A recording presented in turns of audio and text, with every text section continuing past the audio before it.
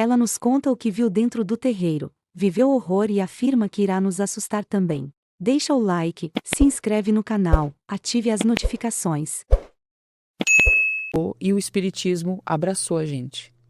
Então, dali eu já fui para a Umbanda e fiquei anos na Umbanda e sendo cuidada, né, pela Mãe de Santo, por todas as pessoas ali, nesse processo de descobrir o espiritismo.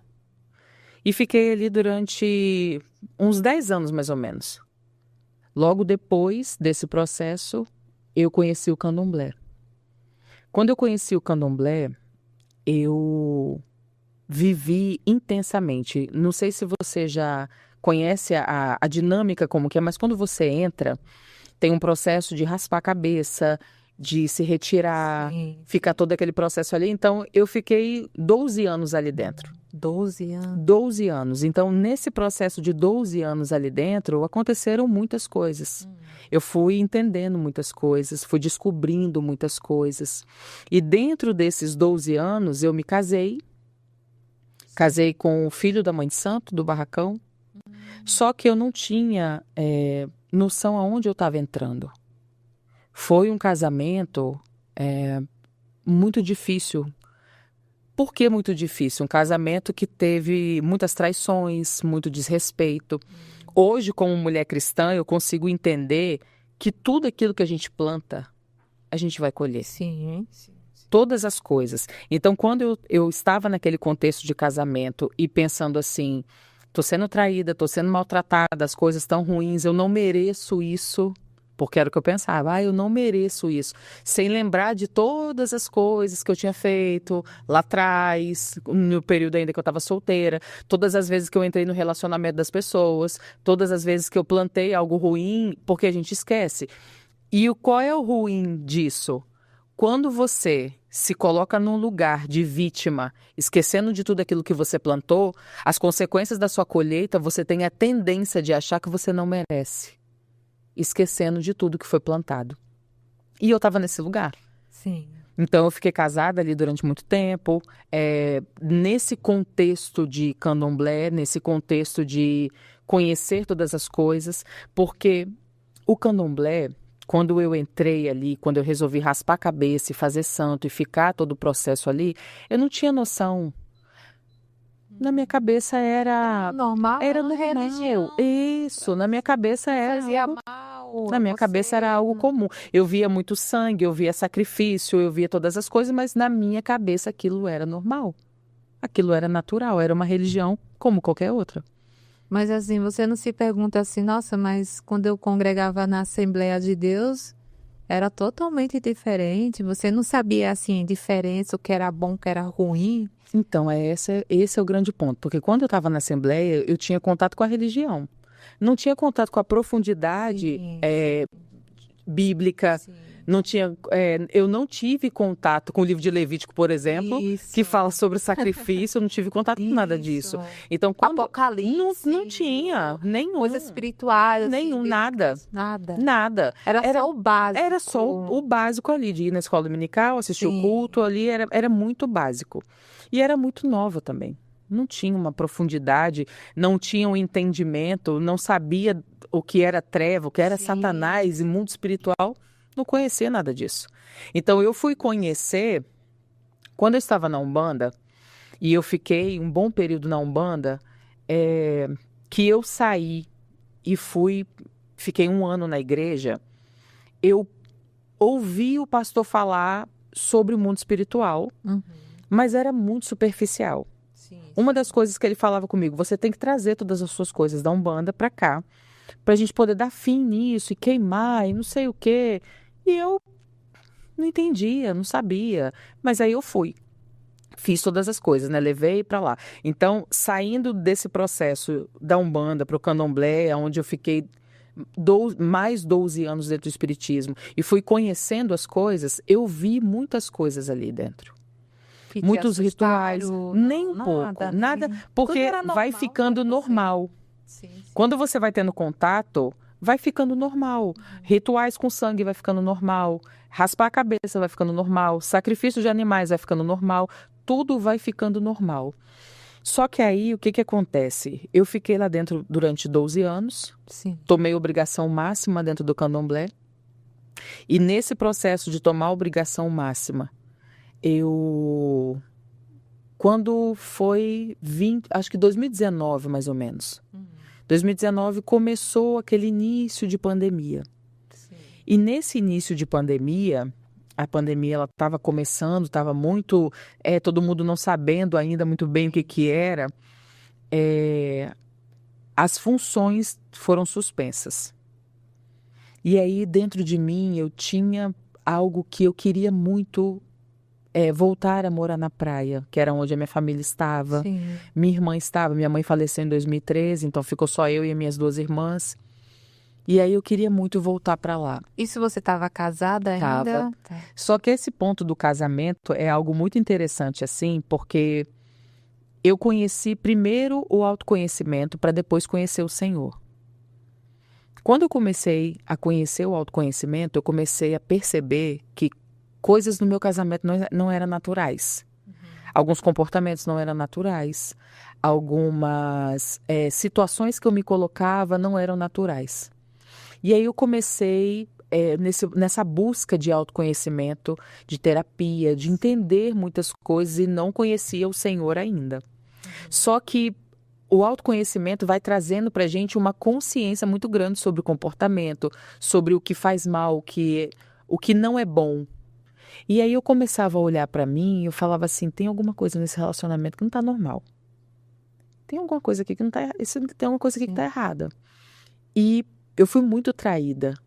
E todas as vezes que ele saía, eu ouvia claramente assim, diabo. Hoje eu sei que é o diabo, né? Sim. Mas na época eu achava que era uma entidade que estava me protegendo, que estava cuidando de mim. E aí eu ouvia assim, vai atrás, eu vou te mostrar onde ele tá. E aquilo ali eu ia pra rua. Aí eu ficava andando na rua, e buscando, e rodando, e aonde que é? Entra nessa rua, entra nessa. E eu fiquei quase louca. Meu Deus. E dentro do candomblé tem uma determinada entidade que todo mundo fala sobre isso, que os filhos dessa determinada entidade, quando chega um certo tempo, eles ficam loucos. Só que hoje, como conselheira de libertação, eu posso afirmar que todos aqueles que passam por esse processo de entregar a sua cabeça no espiritismo, eles desenvolvem doenças mentais, entende? Só que lá tem uma justificativa. Ah, a entidade tal, a pessoa fica louca. Tem até uma dança da loucura dentro do candomblé em si. Então, eu era raspada para essa entidade. A minha cabeça foi raspada para essa determinada entidade. Tem um que falam que é troca de cabeça, né? Existe isso lá Existe. dentro? Você chegou a ver Eu alguém fazer? Então, teve um pai de santo que era muito próximo da nossa família, que todo mundo falava que ele fazia, que quando chegava próximo do período dele falecer, ele trocava a cabeça com alguém, a pessoa morria e ele ficava. Isso, tem esse negócio de Isso, morrer. Morrer, morre mesmo. Morre mesmo. Então, Mas primeiro vem a loucura. Ou não tem Não loucura. Ou só vem a necessariamente. doença. Não necessariamente, doente. depende muito. Quando o diabo ele tem legalidade de atuação, ele faz o que ele quer. Isso. Eu pergunto assim, porque eu vi uma história, né, que foi real, que fizeram troca de cabeça numa mulher para outra pessoa que estava doente, acho que ia Sim. morrer, não sei. E fizeram ela, trocaram, e a pessoa que recebeu, né, a troca de cabeça, ela ficou bem, porque viram ela bem saudável, tava até numa balada lá e Sim. tal. E a outra, né, que foi a troca, que fizeram sem ela saber, ela não sabia o que estava acontecendo e tal. Ela foi ficando doente. Isso aí, acho que menos de um mês ela faleceu. Isso é Só muito... que assim, ela não era evangélica. Aham. Ela fazia prostituição, era do mundão mesmo. Só É um que ela, espírito mais suscetível a isso. e o pior é que ela não sabia o que estava fazendo. Ela não deu assim a liberdade, eu quero fazer. Não, fizeram com ela ali, pegaram ela à força, fizeram a força com ela, com outra mulher. Veio lá o pai de santo e fez essa troca aí. Então, Isso eu queria saber. Eu vou te Leva à morte? Então, eu vou te falar algo que a maioria das pessoas, eu não sei se elas têm entendimento sobre isso, mas eu sei que quem vai fazer o trabalho não tem. Por exemplo, quando uma pessoa chega num terreiro para poder fazer um trabalho. Eu quero o marido de fulana. Aí ela chega lá, chama a entidade e conversa com a entidade ali. Eu quero o marido de fulana. E aí a entidade vai passar todos os materiais. Só que essa negociação, ela não acontece nessa camada. Ela acontece na camada espiritual. E por que acontece na camada espiritual? Porque esse espírito que está no corpo dessa pessoa, desse médium, esse espírito precisa consultar e verificar sobre o espírito no qual vai ser alvo do trabalho. Sim. Se é um espírito morto...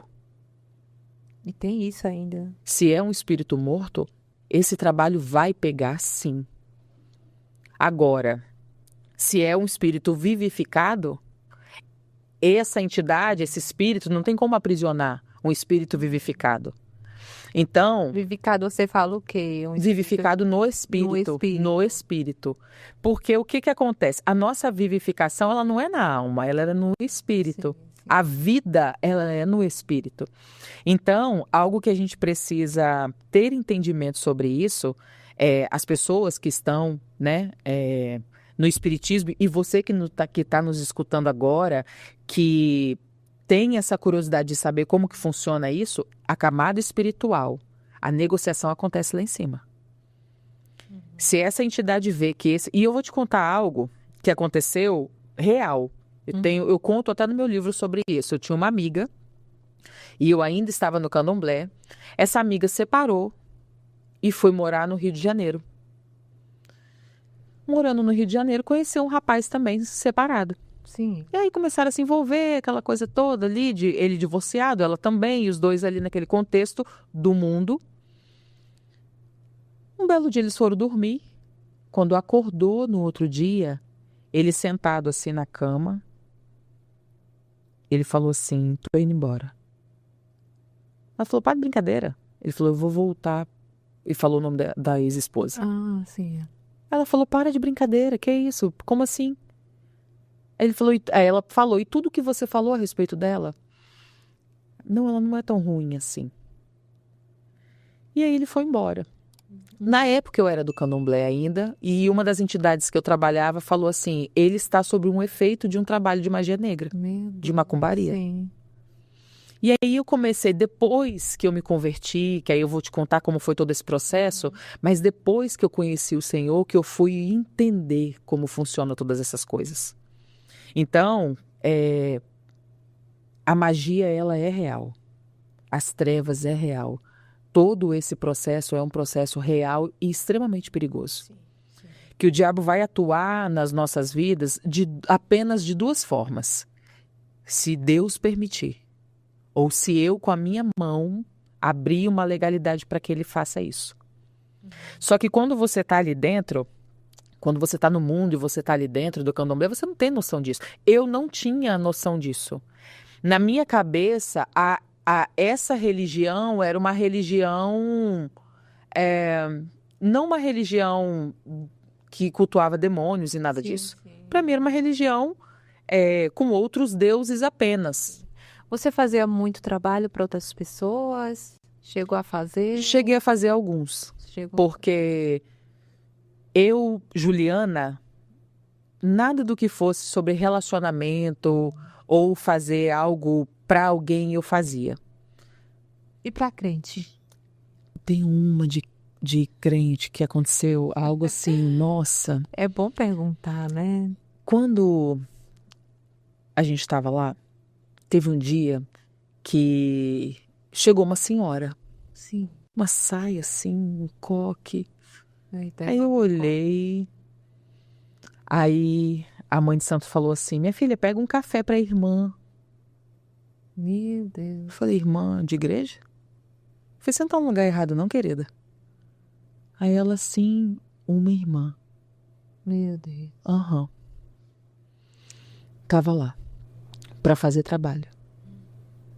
E aquilo ali, quando eu for contar mais sobre a minha conversão, você vai entender... Sim. Que a figura do crente era algo que me gerava pavor por causa disso, por causa desse comportamento que eu vi.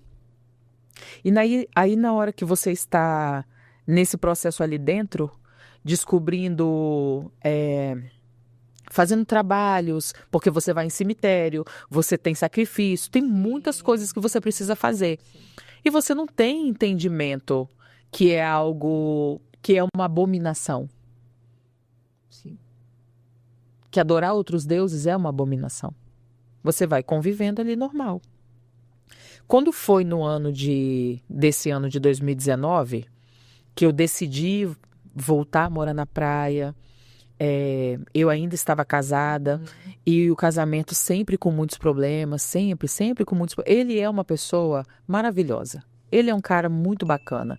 Só que um morto espiritual não se governa. O diabo faz o que quiser com os mortos espirituais. O morto espiritual não se governa.